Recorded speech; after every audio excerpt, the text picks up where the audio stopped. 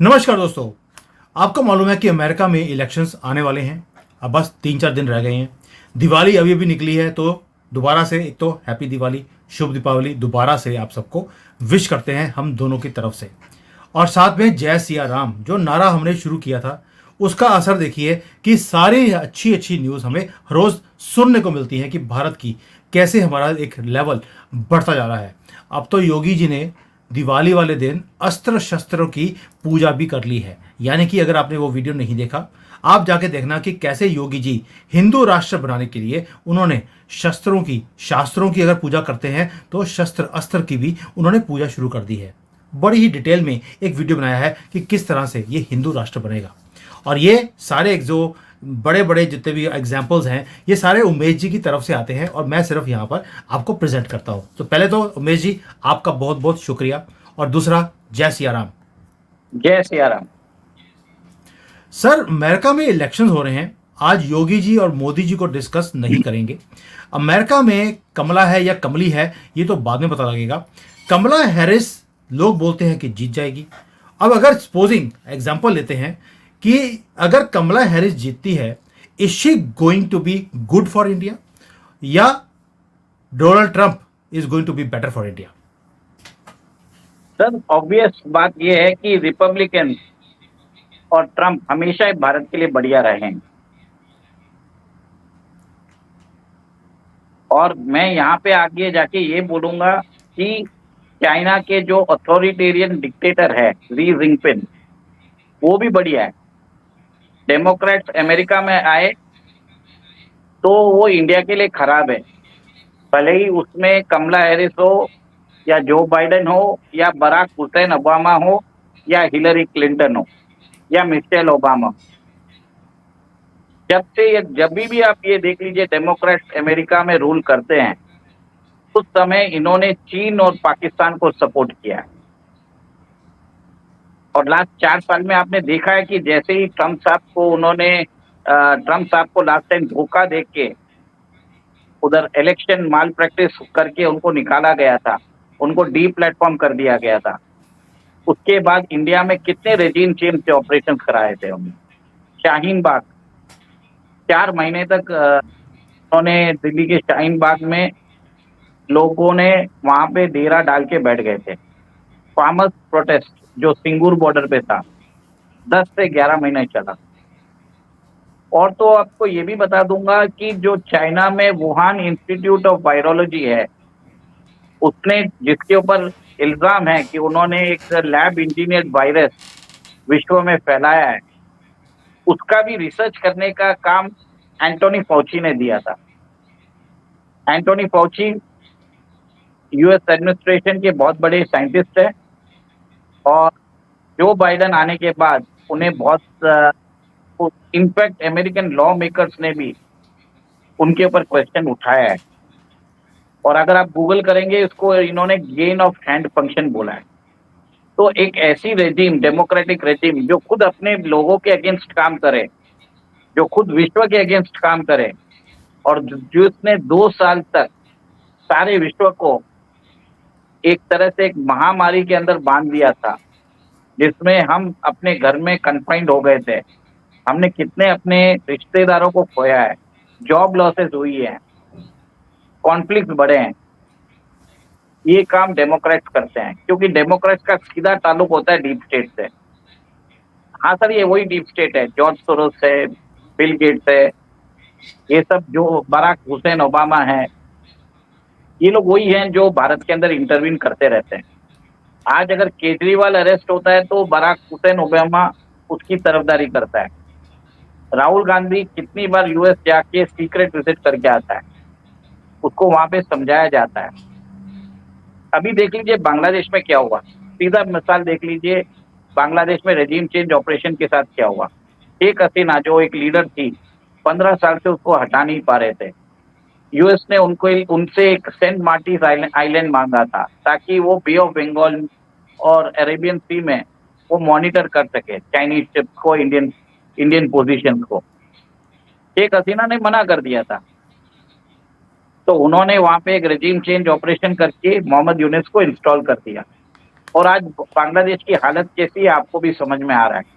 वहां पे रोज कुछ ना कुछ प्रोटेस्ट हो रहे हैं, उनकी इकोनॉमिक कंडीशन खराब हो चुकी है, फॉरेन डेब्ट बढ़ चुके हैं, और वो एक कगार जा रहा है कि पाकिस्तान से भी बदतर हालत होने वाली है उनकी। यही सिमिलर थिंग ये लोग प्लान कर रहे थे इंडिया में।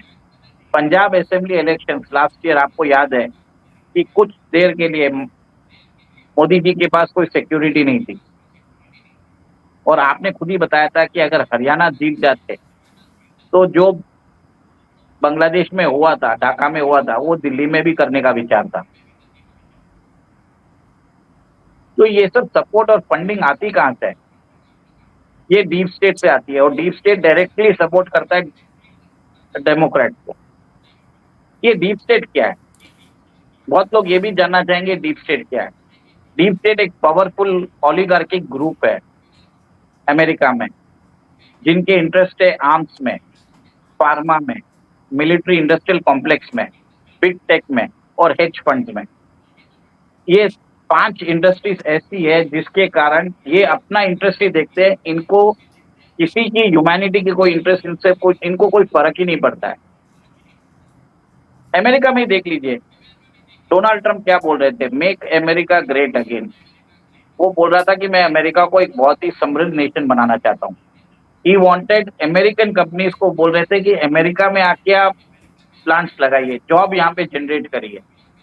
अमेरिकन फार्मा कंपनीज को बोल रहे थे कि आप अपने चार्जेस, आपने जो दवाइयों के चार्जेस है, डिवाइसेस के हैं, मेडिकल इक्विपमेंट्स है, उन सबके चार्जेस कम करिए। वो बोल रहे थे, अभी ये देखिए 2024 इलेक्शंस में भी देख लीजिए, वो ये बोल रहे हैं कि मैं जब आने वाला हूं तो मैं स्टेट डिपार्टमेंट की एक बहुत बड़ी जो शाखा है उसको मैं डिसमेंटल कर दूंगा, जिसके कारण जो हम सैलरीज दे रहे हैं वो कम हो जाएगी। और जो बाइडेन के अंदर देखिए कितने वॉर्स उन्होंने चालू कर दिए। यूक्रेन रशिया देखिए, Israel Israel versus Hamas, Hezbollah, Houthi and Iran. उसमें किसको फायदा होगा? अमेरिकन मिलिट्री इंडस्ट्रियल कॉम्प्लेक्स को हुआ है। और इनको कंट्रोल कैसे करते हैं? ये बिग टेक जो पॉपुलरली बोलते हैं ना, FAANG, Facebook, Amazon, Apple, Netflix, Google, इसके थ्रू ये लोग डिसेमिनेशन ऑफ इंफॉर्मेशन को कंट्रोल करते हैं, इसके अंदर से प्रोपेगेंडा करते हैं, इसमें आपको एक नैरेटिव चलाते हैं, आधी बात बताते हैं और आधी बात झूठ बता के उसको सच के जैसे बताया जाता है, और आप सही बात को सप्रेस किया जाता है और झूठ को फैलाया जाता है। ध्रुव राठी के वीडियो आपने देखा ही होगा कि 2024 के लोकसभा इलेक्शन के पहले उसको 3-3, 4-4 करोड़ व्यूज मिलते थे, और नेशनलिस्ट के वीडियोस आज भी वो लोग दबा रहे हैं। कल ही आपने एक वीडियो किया था जिसमें आपने योगी जी का शस्त्र पूजा के बारे में बताया, और आप बता रहे थे कि कैसे योगी जी भारत में एक मिलिट्री इंडस्ट्रियल कॉम्प्लेक्स बना रहे हैं, जिसके कारण जॉब्स, एम्प्लॉयमेंट और एक्सपोर्ट्स ऑफ आर्म्स होने वाला है। उसको भी यूट्यूब ने दबा दिया है। तो एनीथिंग, ये सब एक तरह से ग्लोबली इनके हाथ में कंट्रोल हुआ है। एक और एक चीज आप नोट करेंगे, इंटरेस्टिंग बात है, वॉशिंगटन पोस्ट ने इस बार कोई भी कैंडिडेट को एंडोर्स नहीं किया है, जिसके कारण उनके सब्सक्रिप्शन 10% नीचे गिर चुके हैं। बहुत सारे एडिटर्स ने रिजाइन कर दिया है। तो उन्हें भी आज ऐसा हो रहा है कि जो ये बिग टेक है वो भी आज न्यूट्रल होने की कोशिश कर रहे हैं, क्योंकि उन्हें लग रहा है कि ट्रम्प साहब वापस आ सकते हैं। ट्रम्प ने तो बोल दिया है कि आने के बाद वो फेसबुक के मार्क जुकरबर्ग है उनको जेल में डाल देंगे। लोग डरे हुए हैं। सर मैं आपको उमेश जी, ये नहीं, ये आपको मैं ये समझाना चाह रहा हूँ कि अमेरिका दोस्त बनने की कोशिश करता है, पर पीछे से चूरा घोंपता है India.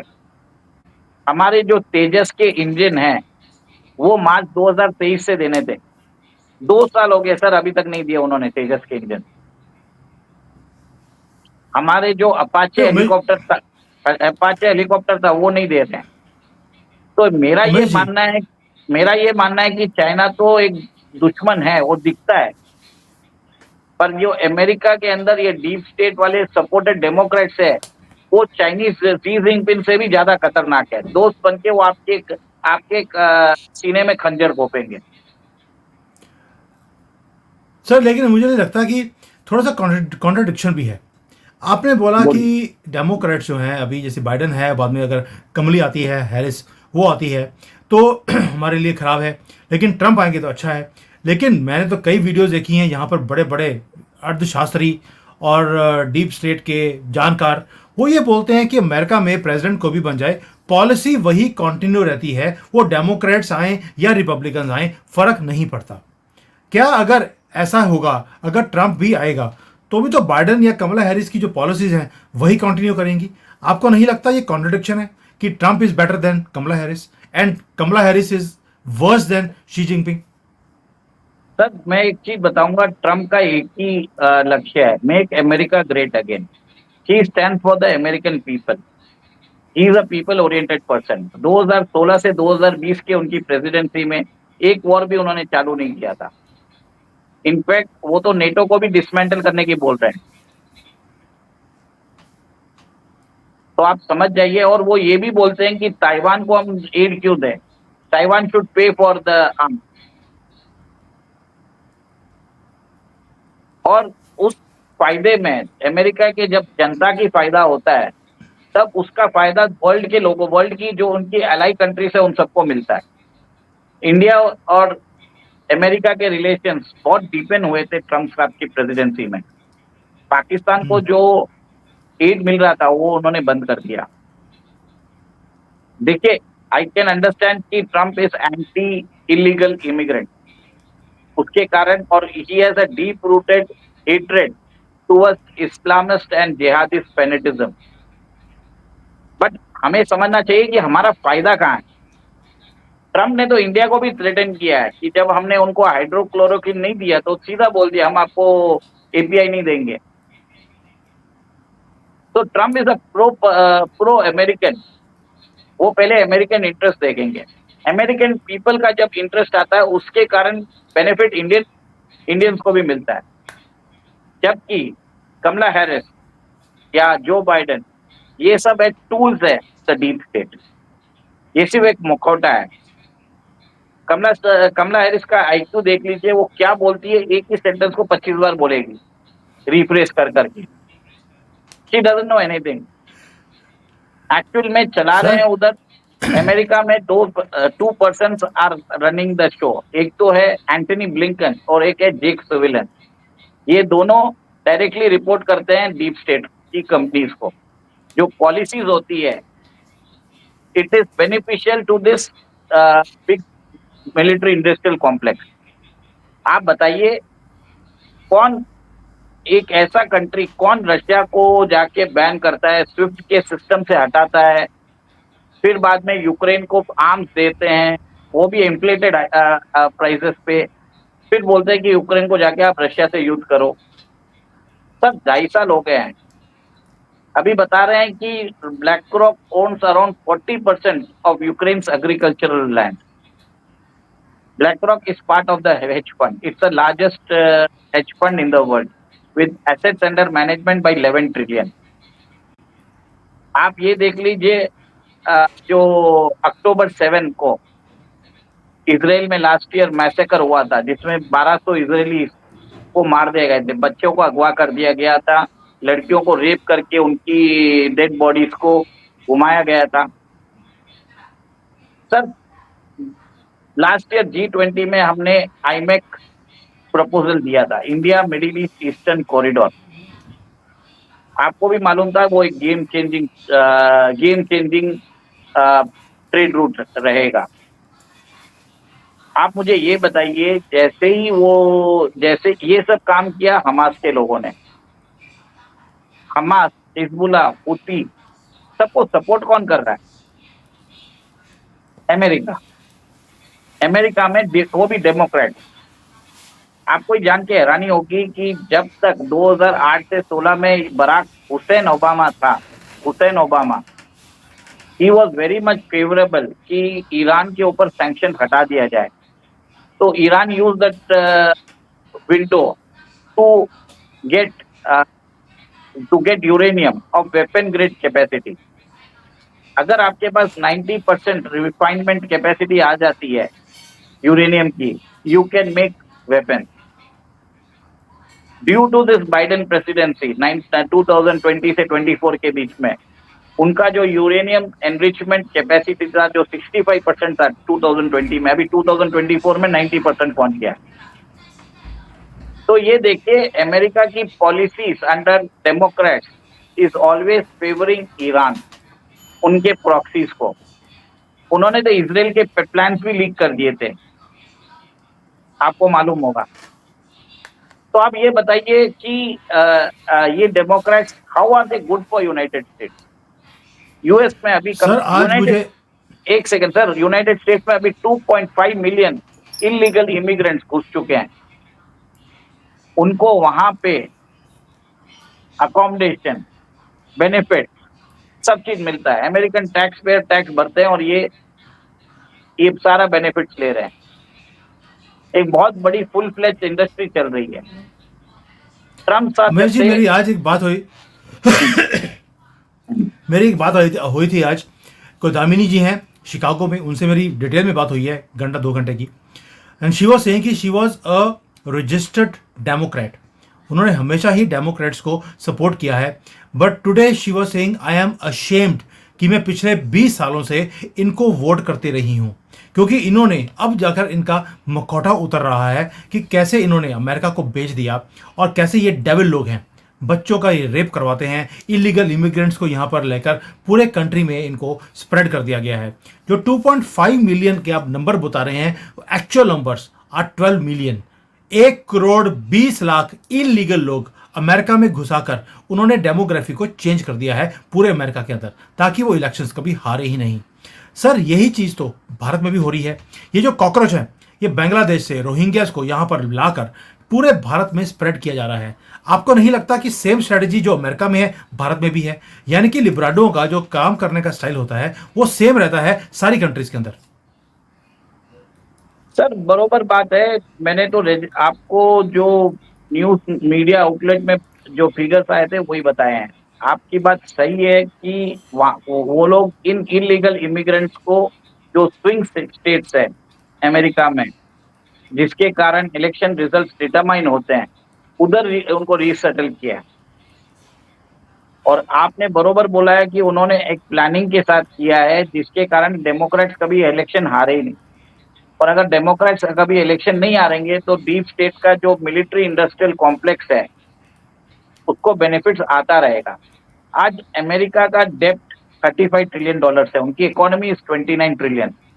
Every 100 days they are adding $1 trillion of डेप्ट। जो उनका मिलिट्री बजट है, मिलिट्री और एस्पियोनाज और जो भी डिफेंस रिलेटेड है, इट इज $924 बिलियन, जबकि उनके डेप्ट is crossing $1 trillion every 100 days. Credit card debts has crossed more than $620 billion in America. उनका बॉन्ड मार्केट शेकी है। अनफंडेड लाइबिलिटीज जो फ्यूचर में आ सकती है, that is around $200 trillion. Sir America का जो वॉर था अफगानिस्तान में, उसमें उन्होंने $2.26 ट्रिलियन स्पेंड किए थे 2021 तक। उसके अंदर $2.03 trillion were given to 5 large companies, Lockheed Martin, Raytheon, Northrop Grumman, इन लोगों को दिया गया था। वहां पे private military contractors are benefiting. Sir America enjoys the luxury of creating dollar, printing dollar. उनको आप और मुझे अगर कुछ इंपोर्ट करना है, then we have to export the goods. America just needs to print the dollars and they need to spread it across the world to finance the consumption. इनके पास उमेश जी एक हमारी बात हो रही थी कि if Kamala Harris is better या Trump, और ऐसा लगता है कि इस बार जो ट्रंप है उसके आने के चांसेस हैं, लेकिन जैसे 2020 में इन्होंने धांधली करी, लिब्रांडो ने मिलकर बिग टेक का सहारा लिया और उस बंदे को जीती हुई बाजी को इन्होंने हरवा दिया। मुझे लगता है कहीं इस बार भी यही काम करने की वो कोशिश करेंगे। इलीगल्स को उन्होंने बिठा दिया है। ऊपर से आपको मालूम है इलेक्शंस के अंदर भी पूरी इंजीनियरिंग करते हैं। भाई 20 साल पाकिस्तान में रहे हैं अफगानिस्तान से वॉर करते हुए, तो कुछ तो सीख कर गए हैं वहां पर कि सिलेक्शन को इलेक्शन में कैसे कन्वर्ट करना है, ये पाकिस्तानियों से इन्होंने सीख लिया। तो कई बार क्या होता है कि जब आप पैसे देते हैं तो कुछ चीज़ें सीख कर भी आते हैं, तो पाकिस्तानियों से इन्होंने सिलेक्शन का काम सीख लिया है। हो सकता है इस बार भी ये कमला हैरिस को जितवाने में ये कामयाब हो जाएं, लेकिन ट्रंप भी ऐसे हार मारने वाला नहीं है। मुझे लगता है इस बार वो लड़ाई करेगा, दबा कर करेगा, और अपनी जीत को वो हासिल कर कर ही छोड़ेगा, बेशक उसको सुप्रीम कोर्ट में क्यों ना जाना पड़े अपने क्लेम को लेने के लिए, क्योंकि लिब्रांडो इतनी जल्दी से हार मान जाए ऐसा पॉसिबल नहीं है सर। देखिए सर, मैं ये मानता हूं कि यूएस इलेक्शंस बहुत ही डिसिसिव होने वाले हैं, और अगर पब्लिक परसेप्शन बोलता रहे हैं कि जो इंडिपेंडेंट न्यूज चैनल्स है, they are saying that Donald Trump is enjoying 20 points lead over Kamala Harris. But आपने एक फिगर बोला है 1.2 करोड़ इलीगल इमिग्रेंट, उन्होंने ओपिनियन नहीं दिया है। तो अभी जो पॉपुलर उनके मीडिया है वो बोल रहे हैं कि it is a very close race, और वो बता रहे हैं कि Kamala Harris has an edge of 1 percentage point. But मेरा ये मानना है कि American people are going to come in large numbers, और अभी भी आपने देखा है, कल परसों मैं एक वीडियो देख रहा था जिसमें बैलेट पेपर्स जलाए जा रहे थे। वो वीडियोस लेके सोशल मीडिया में डाल रहे हैं। तो अमेरिकन इलेक्शंस की क्रेडिबिलिटी खुद डाउट पे आ चुकी है आज की डेट में। Democrats are involve in election fraud, identity impersonation, large scale rigging in American presidential election, because they don't want the world to return to normalcy. Ukraine का वॉर ट्रम्प साहब बोल रहे हैं कि मैं एक दिन में खत्म कर सकता हूं, and he is opposing sending aid to Ukraine. So sir, you have to think so. Who is better? मुझे तो लगता है Xi Jinping is much better than Kamala Harris. At least सामने तो दिखते हैं कि वो दुश्मन है, दोस्त बन के आके सीने में चूरा तो नहीं घापते। भारत के जो एरिक गेरियाटी है सर, भारत के जो एम्बेसडर, भारत में जो अमेरिकन एम्बेसडर है Eric Garcetti, he goes and meet Rahul Gandhi, he goes and meet Owaisi, he goes and meet Chandrababu Naidu. So एक तरह से he is acting as a, what do you say, as an ambassador of the deep state to destabilize Indian government and carry over regime change operation. Chinese envoy कम से कम वो तो नहीं करते हैं, वो तो सीधा आके आपके सामने नजर आते हैं। दुश्मन सामने तो नजर आता है। जी, बस फर्क एक ही है कि जो अमेरिका का जो एम्बेसडर है वो राहुल गांधी को, ओवैसी को, इवन मणिपुर में, और इवन जो हमारे कश्मीर के सेपरेटिस्ट हैं उनको जाकर मिलता है। लेकिन चाइनीज़ के केस में उल्टा है, राहुल गांधी खुद चाइनीज़ को जाकर मिलता है, चाइनीज़ वाले कहीं भी जाकर नहीं मिलते हैं। तो ये फ़र्क तो आपको हमेशा ही दिखाई देता है, और ये भारत के अंदर बड़ा ही प्रोमिनेंटली हमें मीडिया में दिखता है। और ये जितना मर्जी छुपाने की कोशिश भी करें, लिब्रांडो कभी भी राहुल गांधी को बचाने की जितनी मर्जी कोशिश कर लें, बचा नहीं सकते, क्योंकि he is standing completely exposed कि वो डीप स्टेट का ही एक आदमी है, उन्हीं के एजेंडा के ऊपर वो काम कर रहा है। जो उसने बोला था कि मैं जय श्री राम बोलने वालों को सबको भूखे मारूंगा और इनके मंगल सूत्र तक छीन कर मैं आप मुसलमानों को दे दूंगा, तो हम समझ सकते हैं कि उसका मतलब क्या था। मोहब्बत की दुकान में जिनके मंगलसूत्र छीनने थे उन्हीं की नीलामी उसने वहां पे करनी थी, और मोहब्बत किसके साथ है और दुकान किसके लिए खोलनी थी, ये हमें अब समझने की ज़रूरत है। ये योगी जी ने बार बार बोला है महाराष्ट्र के इलेक्शन में भी, कटोगे तो बटोगे, बटोगे तो कटोगे। और दूसरा, ये 20% कॉकरोच ये कभी भी आपके नहीं हो सकते, जितना मर्जी इनको खिला दीजिए। गली में कुत्ता जो होता है उसे भी जब हम खाना खिलाते हैं वो हमारे सामने दुम हिलाता है, ये मुसलमान उससे भी गए गुजरे हैं। तो ये तो समझ आता है हमें कि डीप स्टेट इन सारे जिहादियों को सपोर्ट क्यों करता है? क्योंकि इससे युद्ध का माहौल बनता है, और जब युद्ध का माहौल बनता है इंटरनली या एक्सटर्नली, उससे इनके हथियार बिकते हैं। आपकी बात बिल्कुल सही है। Kamala Harris is even more dangerous, यानी कि Democrats are even more dangerous than a country like China, जो कि एक दुश्मन कंट्री है। सो यस, आपका सर क्लोजिंग कमेंट, अभी फाइंड अप करते हैं सर इसको। मैं क्लोजिंग कमेंट नहीं देना चाहूंगा, मैं थोड़ा और बताना चाहूंगा। मैं ये नाम नहीं बोल सकता क्योंकि जैसे ही मैंने ये नाम लिया तो चैनल पे स्ट्राइक भी आ सकता है। अमेरिका में एक सेक्स स्कैंडल केस हुआ था, जिसमें आपको ये मालूम होगा कि उसमें बहुत बड़े सेलिब्रिटीज का नाम भी आया हुआ है। उसके यस, तार उसके तार कनेक्टेड है डेमोक्रेट से। आपको मैं ये कमेंट्स में उसका राइटअप लिख के दे दूंगा, आपको पूरा डिटेल्स मिल जाएगा। कुछ कारणवश हम यहाँ पे इसको एक्सप्लेन नहीं कर सकते हैं, क्योंकि ये platform is highly regulated by the big tech, और वो नाम लेते ही चैनल पे स्ट्राइक आ सकता है। और इसी के साथ मैं आप सब लोगों से गुजारिश करता हूँ कि इस चैनल को आप लोग सारे सनातन भाइयों से बोलता हूँ कि आप इसको शेयर करिए, लाइक करिए, क्योंकि आपका सपोर्ट बहुत जरूरी है। हम यहाँ पे आपको अनफिल्टर्ड ट्रूथ बताते हैं। हम आपको यहाँ पे ना कोई अ, हम कोई नैरेटिव भी नहीं चलाते, ना हम, अगर सरकार गलत है तो हम सरकार की भी आलोचना करते हैं। बस आपसे एक निवेदन है कि सुमित जी के चैनल को लाइक करिए, सब्सक्राइब करिए, ज्यादा लोगों की तरफ पहुंचाइए। अगर आपने देखा है उनके व्यूज तो सबको बताइए। हमें रेस्ट्रिक्शन आने से कोई फर्क नहीं पड़ता है। मैं आपको बता रहा हूँ। बस आपसे अनुरोध है कि आप इस चैनल के ऊपर अपना स्नेह बनाए रखें। Thank you. जय Siya Ram. Thank you sir. जय सिया राम।